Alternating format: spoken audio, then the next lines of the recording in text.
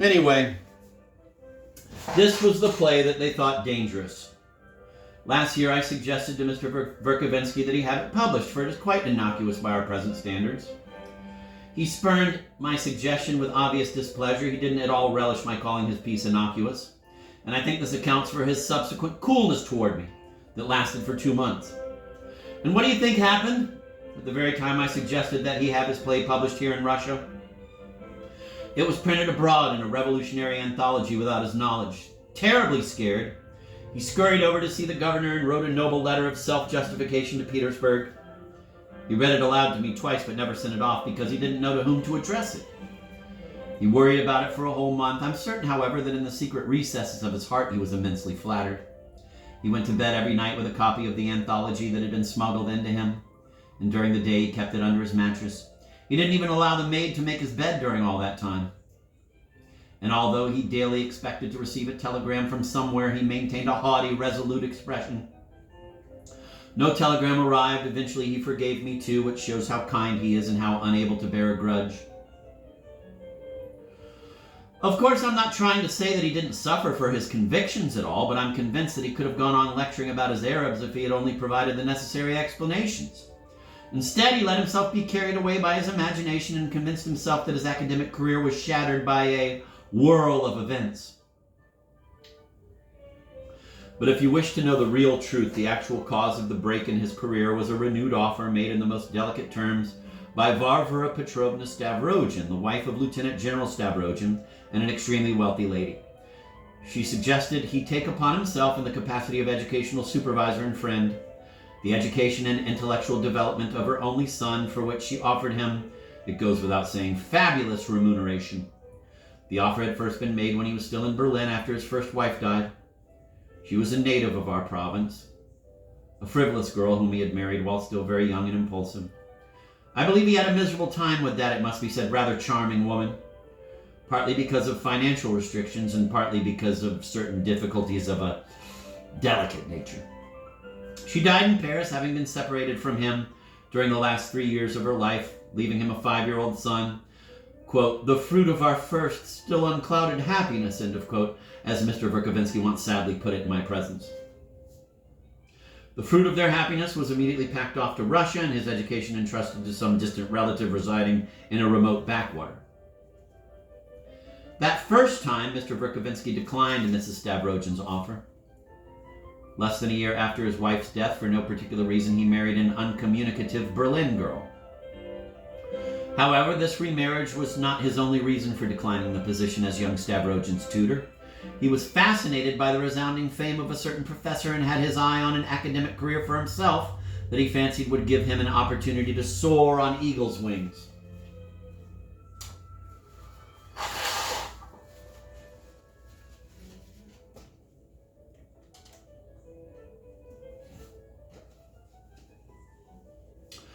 So with his wings already singed, he recalled the offer that even before had made him hesitate. Then the sudden death of his second wife less than a year after they were married decided him definitely. Let me say candidly, it was all made possible by Mrs. Stavrogin's warm understanding and classical friendship, if that adjective may be applied to friendship. He threw himself into the arms of that friendship and nestled there for 20 years. Now, although I say he, quote, threw himself into the arms of, end of quote, let no one start imagining things. Those arms must be understood in a highly moral sense. The most subtle, delicate link united these two remarkable people once and for all. Stepan Verkovensky also accepted the tutorship because the small estate he had inherited from his first wife was close to Skvoreshniki, the Stavrogins' magnificent estate near our town. Moreover, Mr. Verkovensky felt that in the quiet atmosphere of his study, undistracted by the immensity of the university load, he could devote himself to learned research and to enriching the treasure house of our national culture. No results of research actually materialized. What did materialize was the possibility of becoming, for the rest of his life, for over 20 years, the essence of reproach to his native land. As the poet put it, the essence of reproach you stand to your beloved native land, you liberal idealist. Of course, the person the poet had in mind may perhaps have been entitled to stand in a reproachful pose for the rest of his life, boring that might be. But Stepan Verkovensky really only imitated such people, and besides, as standing took too much out of him, he often curled up on his side for a little rest. Still, he managed to remain the essence of reproach even in a recumbent position, and that was good enough for our province. You should have seen him when he sat down to a card table in our club. His whole person seemed to say, "Ah, cards! Imagine me sitting down to play cards with you. I know it's most unsuitable. But whose fault is it? Who shattered my career? Ah, what is Russia coming to?" And with an air of the utmost dignity, he'd play a harp. As a matter of fact, he was very fond of cards, which fondness, especially later on, caused frequent and unpleasant squabbles with Mrs. Stavrogin, particularly since he constantly lost. But more of that later. In the meantime, let me only say that he was a highly sensitive man, in some ways that is, and so was often depressed. During their 20-year friendship, he had periods of what we called social grief, 2, 3, or 4 times a year. Actually, they were simple fits of depression, but Mrs. Stavrogin liked to ascribe them to his suffering over social injustice. Later, in addition to his periods of social grief, he slipped into periods of champagne drinking. But with great tact, Mrs. Stavrogin tried to help him control this vulgar inclination. Yes, he needed a nurse of sorts, for he grew quite strange as time went on. Now and then, in the middle of a period of the most noble grief, he suddenly burst into laughter that was anything but refined.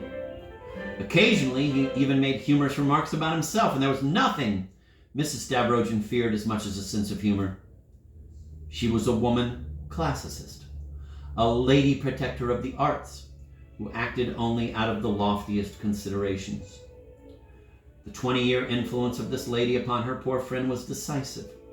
So a few words about her personality may be pertinent.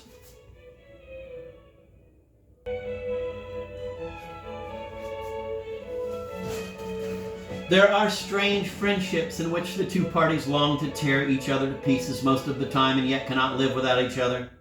Separation is unthinkable because the one who loses his temper and decides to break it up would probably die himself if he went through with it. I know for sure that on several occasions, after an intimate conflagration with Mrs. Stavrogin, Mr. Verkovensky suddenly leaped up from the sofa where he was sitting and banged on the wall with his fists. And I don't mean that figuratively either. Once he even knocked down a good deal of plaster. You may wonder how I can possibly know such an intimate detail. Well, suppose I witnessed it myself. Suppose Stepan Verkovensky himself often sobbed on my shoulder, painting his secret torments in the most lurid colors. And the things he told me on some occasions. But the day after, sobbing like that, he was prepared to crucify himself for his ingratitude. He would hurry over to my place or summon me hastily just to tell me that Mrs. Stavrogin was an angel, the soul of tact and noble behavior, while he was just the opposite. And he not only confided in me, he often described everything to her in the most eloquent letters in which, above his full signature, he confessed, for instance, that only yesterday he had told an outsider that she kept him out of vanity, that she was envious of his talent, that she hated him, and only concealed her hatred because she was afraid he would walk out on her and thereby compromise her literary reputation.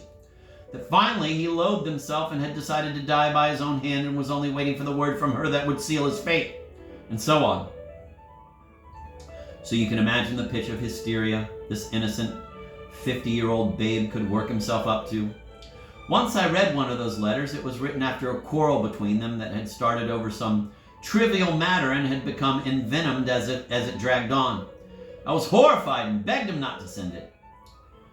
"Impossible. It's more honest this way. My duty. I'll die if I don't make a clean breast of everything. Yes, everything," he muttered as if delirious, and sent the letters.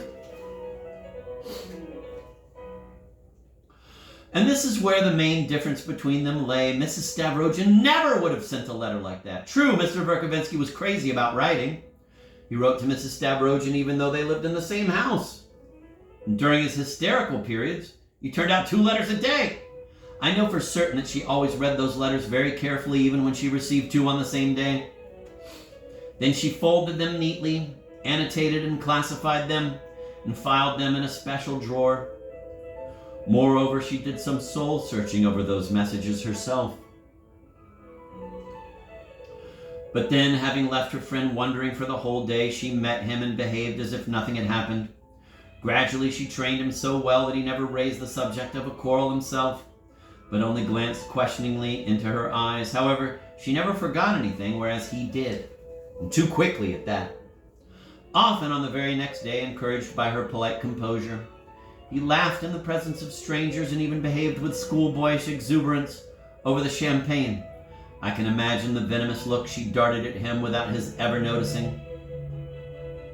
But then, perhaps a week, a month, or even 6 months later, he would recall by chance some expression from one of his letters, and then the entire letter with all the circumstances that surrounded it, and he would suddenly be overwhelmed by shame. This tormented him so that he always ended by suffering violent stomach upsets. He usually suffered from these upsets after periods of nervous strain. They were a curious feature of his physical makeup.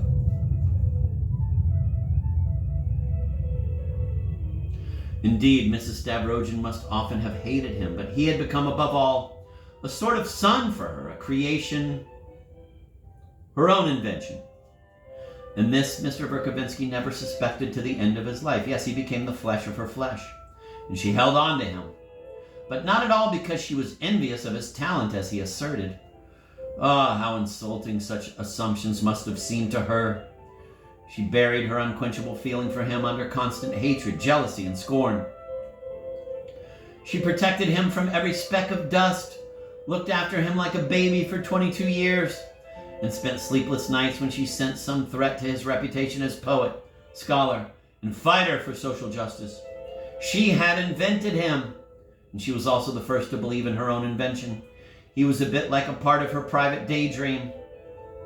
Consequently, she made great demands upon him, almost making a slave of him. Besides, she was incredibly unforgiving. Let me tell you a couple of anecdotes about that.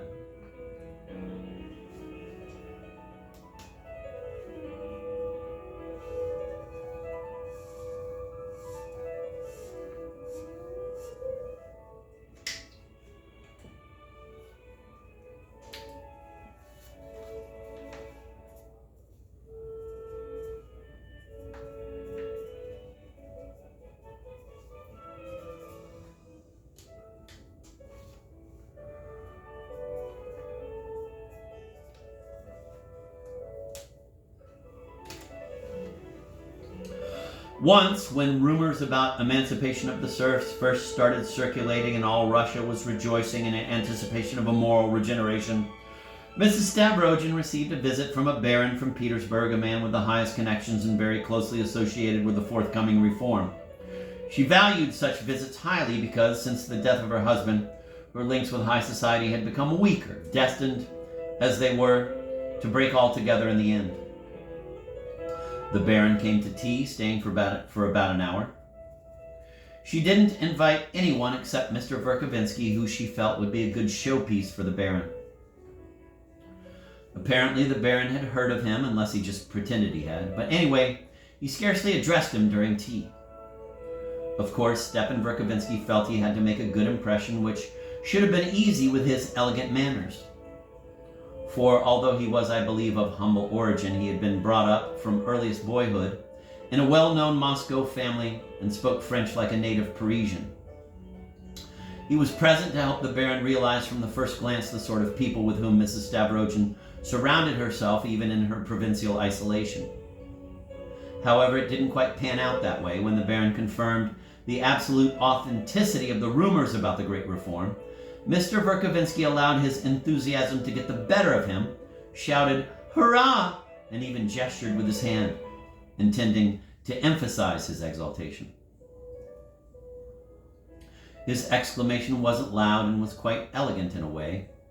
His outburst may even have been deliberate and the gesture carefully rehearsed before a mirror half an hour before the tea party. Still, something must have gone wrong because the Baron indulged in a very slight smile.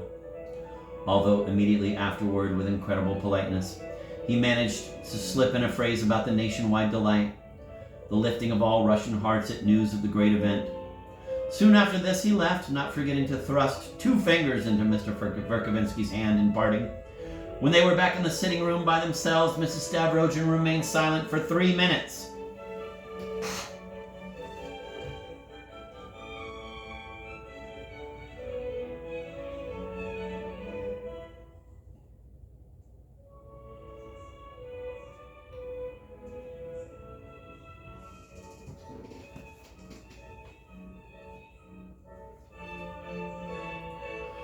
Ostensibly trying to locate something on the table.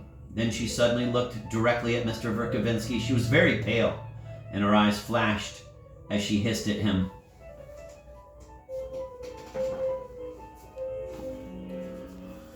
I'll never forgive you for this. The next day, she behaved as if nothing had happened, and the incident seemed forgotten. 13 years later, however, she suddenly recalled it during one of their quarrels and reproached him for it. And she turned pale and her eyes flashed, just as when she had reproached him 13 years earlier.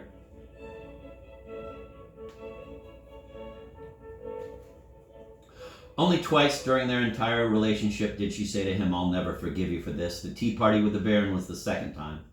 But the first time was also typical and so affected Mr. Verkovensky's life that I believe it should also be told. It happened in May 1855 when the news of General Stavrogin's death reached Skvoreshniki. That frivolous old man died of a stomach upset on the way to the Crimea, where he was to have joined units engaged in military operations. Mrs. Stavrogin, a widow now, went into full mourning. It must be said, however, that she cannot really have been very hard hit by her husband's death, for as a result of the complete incompatibility of their characters, they had been separated for over 4 years.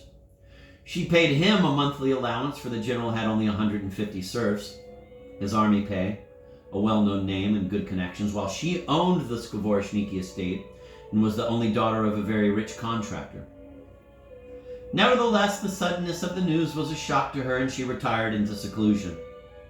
It goes without saying that Mr. Verkovensky remained constantly at her side.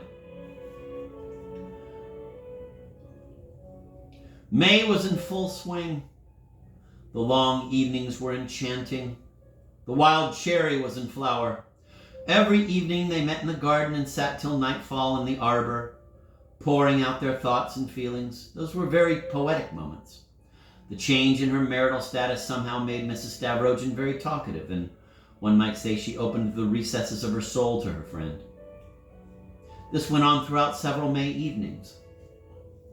Then a strange thought suddenly occurred to Stepan Verkovensky. Maybe, he wondered, this inconsolable widow expects me to propose to her when the year of mourning is over.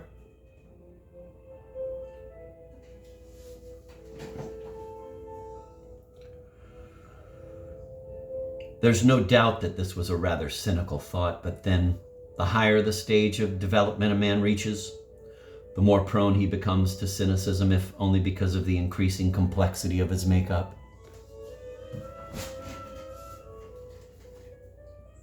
He mulled over this thought for a while and came to the conclusion that it looked very much like it. Yes, he mused, there's a huge fortune here, but... Indeed, Varvara Stavrogin could hardly be described as a beauty. She was tall and bony, and her complexion was yellow. Her face was immensely long, reminding one of a horse. Mr. Verkovensky suffered growing misgivings and hesitations that even reduced him to tears once or twice. In general, he had a propensity for tears. Now, during their evening meetings in the garden, a faintly whimsical, sarcastic expression crept over his face. His bearing somehow became both smug and coy at the same time. These things happen to one involuntarily, and the more noble the person, the more it shows. It is hard to say, but possibly nothing to justify Stepan Verkovensky's suspicions ever stirred in Varvara Stavrogin's heart. In any case, she would hardly be likely to wish to exchange the name Stavrogin for Verkovensky, glorious though he may have made it. Perhaps it was simply a feminine play on her part, a display of unconscious female needs common to women under certain circumstances. I can't say for certain. To this day, Woman's heart has never been explored to its depths. Undoubtedly, it didn't take her long to decipher the queer expression on her friend's face, for she was as sensitive and observant as he was innocent. However, their evenings didn't change and their conversations remained as exalted and lofty as before. Then, once, as night fell, they said goodnight, warmly pressing each other's hands at the door of the annex in the middle of the garden into which Mr. Verkovensky moved every summer from the huge Skvoreshniki house. He had only just gone inside, and full of disturbing thoughts, he picked up a cigar. Before lighting it, he stopped wearily in front of an open window, looking distractedly at the light, cottony clouds gliding past the neat crescent moon. A sudden crackle made him start and turn. Varvara Stavrogin, whom he had left 4 minutes before, stood before him again. Her yellow face had turned almost blue. Her lips were pressed tightly together and their corners quivered. For 10 silent seconds, her hard, merciless stare transfixed him. Then she spat out in a quick whisper, I'll never forgive you for this. 10 years later, when Mr. Verkovensky related this sad story to me in a subdued whisper behind locked doors, he swore that he had been so petrified that he neither saw nor heard Mrs. Stavrogin leave, and since she never so much as hinted at what had happened and their relations continued just as before, he was inclined to think it had been a hallucination such as precedes illness, especially since he actually was ill for 2 weeks, thus, by chance, putting an end to their evening meetings in the garden. But despite his hope that it had only been a hallucination, he kept expecting what may be termed an outcome to the affair.